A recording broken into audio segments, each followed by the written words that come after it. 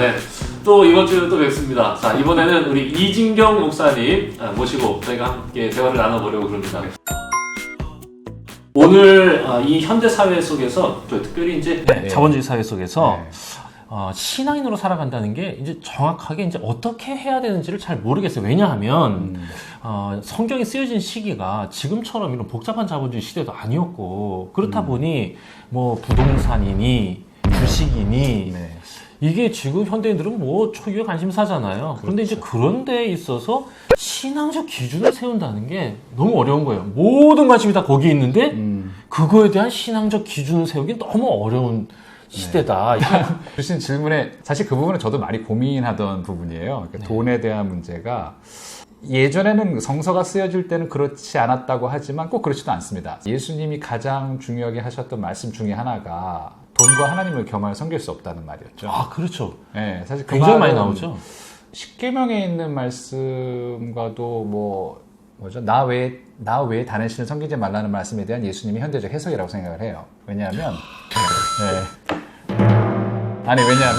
어쨌든 그 1계명을 우리가 오해하는 것 중에 나 외에 다른 신을 섬기지 말라는 말씀이라고 성경이 되어 있는데 약간 그거 좀 잘못된 번역입니다. 나 외에 다른 신을 섬기지 말라. 그러니까 나만 섬겨라라는 나밖에 신은 없어 라는 식의 계명인 줄 아시는데 그렇진 않습니다. 그게 왜 그러냐면 원래 본문에 보면 내 앞에 다른 신을 두고 섬기지 말라 이렇게 돼 있어요. 그게 이 말은 나 외에가 아니라 나 외가 아닙니다. 나 말고는 아닙니다. 어차피 이 말씀은 이집트에서 구출해 주신 그 백성한테 한 말이잖아요. 거기에다 대고 나 외에 다른 신을 섬기지 말라는 별 의미가 없죠.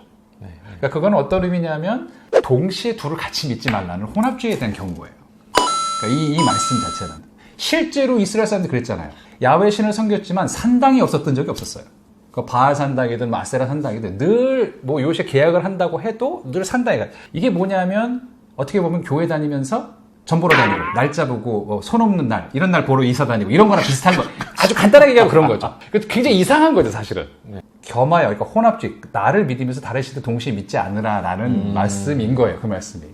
그런데 여기서 이제 예수님께서 어떻게 보면 그게 다른 신이라는 게 뭔지에 대한 함께 믿었던 신에 대해서 정확하게 딱 이렇게 말씀해 주신 거죠.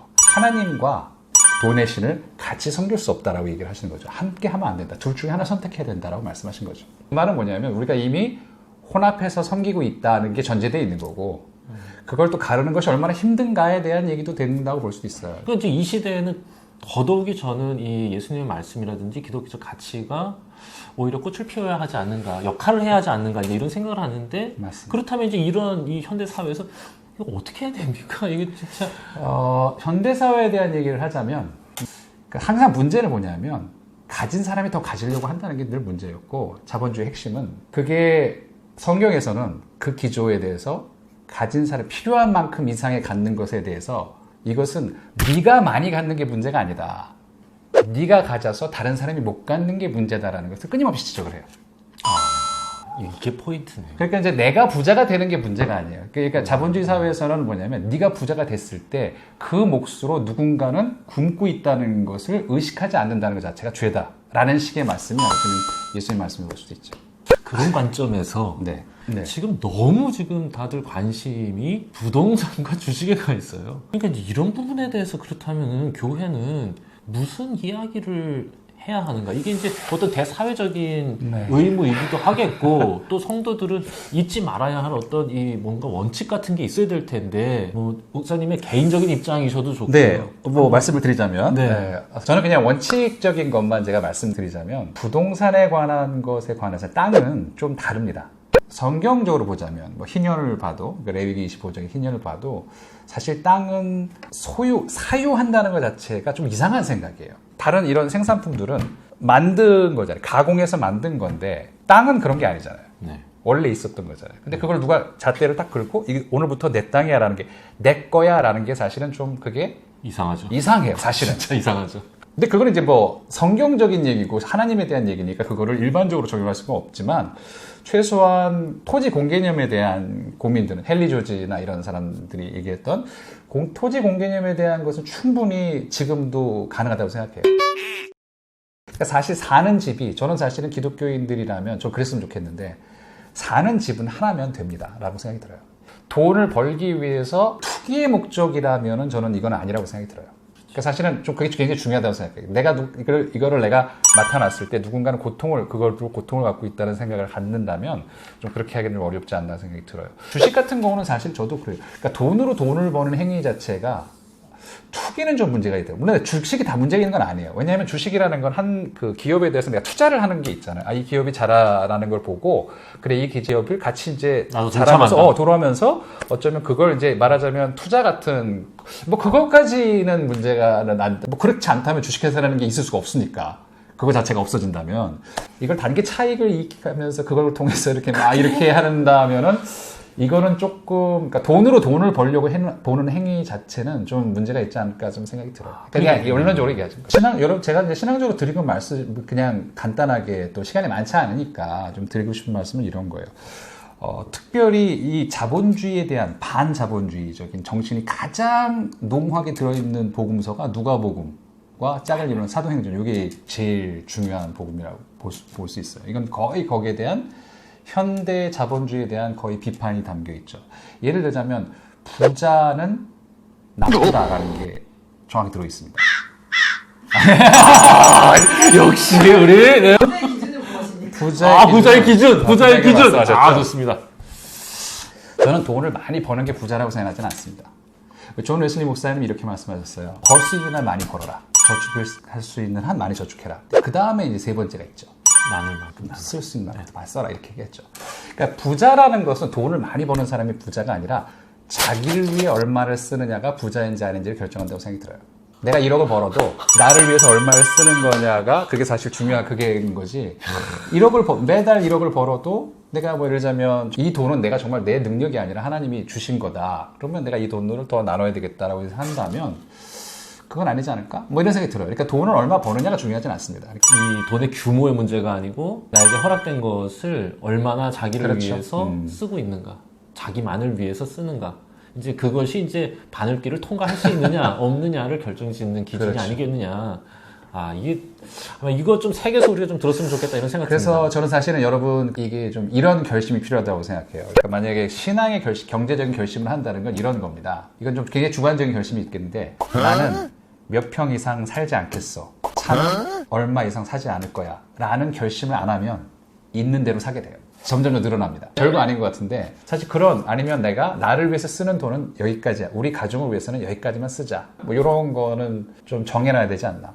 가난을 위해서 결단하기는 어렵겠죠. 사실 그거는 좀 지금으로서는 그렇게 하기는 어렵겠지만 최소한 저는 그렇게 생각해요. 빚진 마음 정도면 되지 않는가.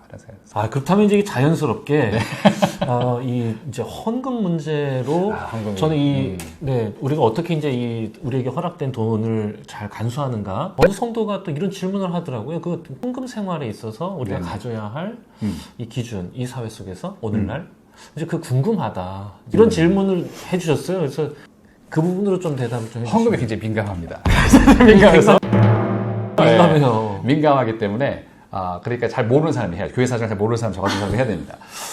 아니요, 사실은 전 헌금에 대한 개념도 약간 조정이 좀 필요하다고 생각이 되는 부분이 있어요. 헌금을 마치 이렇게 하나님께 가지고 오는 막 이런 식의 그게 굉장히 좀 좋은데 제가 독일에서 교회를 나갔을 때 거의 헌금 시간이 없더라고요. 그리고 그러면 뒤에 나갈 때 뭐가 이렇게 받긴 해요. 근데 보면 그 무슨 뭐 이번에 모으는 돈은 뭐 아프리카 어디 보내겠다. 뭐 이러면서 뒤에 서 있는 건데 나가면서 별로 하지도 않더라고요. 그래서 이 사람들은 헌금을 이렇게 하나 생각을 했었어요. 이렇게 안 하나 이렇게 생각을 했었죠. 근데 나중에 좀 아는 게 있었었죠. 이 사람들은 그렇게 하는 게 아니었던 거예요. 뭐냐면 그 자동이체를 한 거죠. 매달.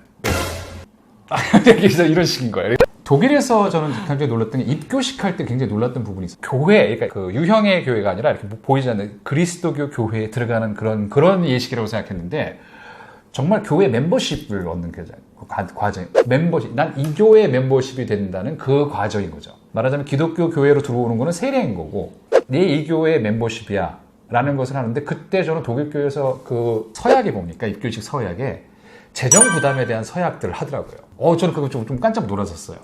그렇지. 그러니까 내가 이 교회 멤버가 되겠다는 것은 이 조직에 어느 정도의 재정을 내가 부담하겠다는 그런 결단이 있는 거죠.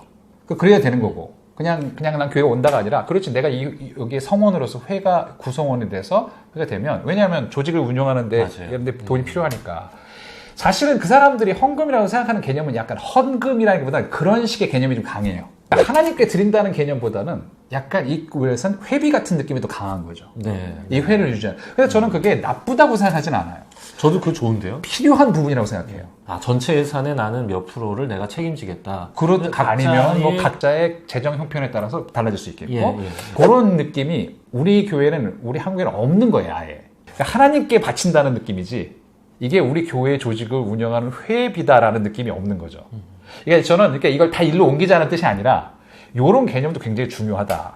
이 개념도 같이 가야 되는 게 있지 않겠는가라는 거죠. 사실은 11조는 성경의 11조가 하라고 하니까 한다는 건 저는 개인적으로는 말이 안 된다고 생각해요. 왜냐하면 성경이 하라고 하는 거 안 지키는 게 많거든요. 그렇지. 뭐 음식 규정은 어차피 안 지키죠. 음식 규정은 뭐 베드로가 뭐 한 방에 이렇게 뭐 다 정결하겠다. 그걸 한 방에 퉁친다고 칩시다. 그러나 사실 한 방에 퉁칠 수 없는 굉장히 중요한 걸 그리스도인이 안 하는 게 있어요. 그 이후로도 하나님이 유보 규정을 둔 게 아닌데 안식일 안 지키잖아요.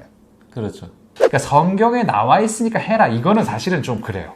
이거는. 그리고 마치 이걸 하면 내가 복을 주겠다. 이게 무슨 자판기도 아니고 1,000원을 넣으면 10,000원을 주마. 뭐 이런 것도 아니고. 그러니까 그러니까 뭐 내가 1,000만 원을 뭐 헌금을 하면 내가 뭐 1억을 내가 벌게 해주겠다. 뭐 이게 11조의 능력이다. 이거는 말이 안 된다고 생각합니다. 근데 11조가 굉장히 신앙적으로 굉장히 좋은 리트머스 시험지가 된다고 할까? 그 경계를 주는 게 있다고 저는 생각해요. 굉장히 신앙의 유익이 있습니다. 11조가. 저는 그런 면에서 11조는 의미가 있다고 생각하는데 아까도 말씀드린 예수님께서 하나님과 돈을 같이 섬길 수 없다는 말은 정말 우리가 곱씹어야 될 말씀이긴 해요. 이게 정말 어려운 말씀이에요. 왜냐하면 11조가 약수가 묘합니다. 많이 버는 사람도 적게 버는 사람도 10분의 1 딱 되면 그게 구멍이 생기는 액수예요. 이게 무슨 얘기냐면 큰 구멍이 뚫리죠. 30만 원을 버는 사람이 3만 원 11조 한다는 게 이거는 정말 무지무지 어렵습니다. 그러면 3천만 원에 300만 원 하기 쉬울 것 같아요? 이거 어려운 거예요. 그러니까 이게 무슨 얘기냐면 10분의 1이라는 액수가 굉장히 묘해요. 정말 묘하게 사람을 흔들리게 하는 액수예요. 그게 적게 벌든 크게 벌든 흔들리게 합니다. 흔들리시죠? 흔들리지 않을 수가 없어요. 많이 흔들리죠. 네. 근데 바로 그거죠. 그 흔들린다는 게 왜 흔들리냐면 그걸 빡 뺐을 때 펑크라는 게 보이는 부분이 있는 거예요. 근데 바로 그 지점이 뭐냐면 내가 정말 하나님을 믿고 살아가느냐 아니면 내가 좀 안정적으로 안정을 쌓아놓은 걸 믿고 살아가느냐 그거를 시험해 볼 수 있는 굉장히 좋은 도구예요.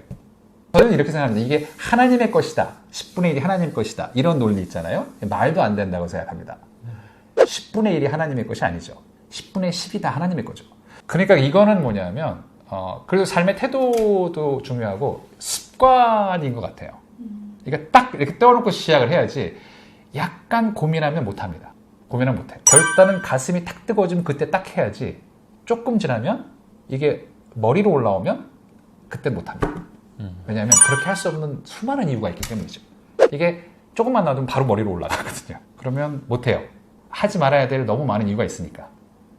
세전이냐 세우냐 이런 건 별로 중요하지 않습니다. 이거는 그런 건 별로 의미 없고 많이가 중요한 건 아니에요. 항상 저 말씀드리고 또 무리하게 하지 마십시오. 괜히 이렇게 정말 분에 넘치게 이런 거는 목사님이 가져가라 하셔야지. 그래서 말도 안 돼. 그 집 사정을 봤을 때 갑자기 말도 안 되는 돈을 들고 왔다 그러면 이러시지 말라고. 이거 배우자가 의논하신 거냐고 물어보고 돌려줘야 되는 거예요. 배우자가 의논이 안 되는 온 상태다. 가족에 합의가 들어있는 것인가. 정말 합의가 된 거냐 그랬을 때 그렇게 막 턱이 없이 이런 식의 그거는 사실은 말도 안 되는 얘기입니다. 근데 이제 제가 말씀드린 건 뭐냐면 사실은 이렇게 시험 받는다는 경계가 굉장히 미묘해요. 그랬을 때 11돈이라는 건 그게 가장 잘 드러나는 부분이라는 거죠. 그랬을 때 내가 어떤 식으로 결정하느냐가 돈이 아닌 다른 곳에서도 마찬가지라는 얘기예요.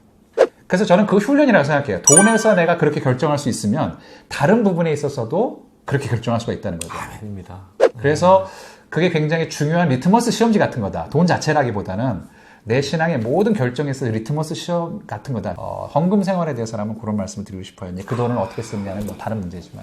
자, 그럼 오늘 속회에서는 우리 신앙생활을 재정비하게 해주는 리트머스 시험지 같은 경험들이 아마 다 있을 것이라 생각합니다. 물론 이게 꼭 돈 문제뿐만 아니라 또 관계에 있어서 그런 이제 리트머스 시험지 같은 기점들이 있었는가 이런 거 한번 같이 나눠주시면 좋을 것 같고 그때 나는 어떻게 승리했는지 또 어떻게 실패했었는지도 같이 나눠주시면서 더 건강하게 더 바르게 정확하게 어떻게 이 시대에 신앙인으로 살아갈 수 있을지 함께 고민하는 시간 가졌으면 좋겠습니다. 자, 오늘도 여러분 속해 속에서 하나님의 은혜가 함께 넘쳐나기를 소망하겠습니다. 감사합니다.